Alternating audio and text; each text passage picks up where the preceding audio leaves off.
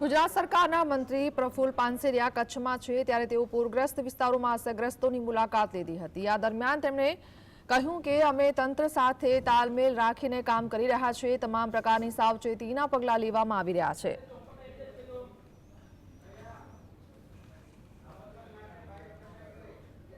માંડવીની સ્થિતિ રાત્રેથી જખો અને નલિયા આખું જે લખપત કોસ્ટલ એરિયા છે ત્યાં પણ કાલની જે આગાહી હતી તો આજે રાત્રે પવન ફૂંકાયેલો હતો, પણ અમે 0 થી 5 કિલોમીટરના રેન્જના કાચા ઝૂંપડાની અંદર અને પતરામાં રહેતા લોકોને તુરંત જ એ વિસ્તારના તમામ ગામોમાં તલાટી સરપંચ દ્વારા શિફ્ટ કરાવી દેવામાં આવ્યા। તમામ ક્ષેત્ર પર ફૂડ પેકેટની તંત્ર દ્વારા વ્યવસ્થા કરવામાં આવી છે।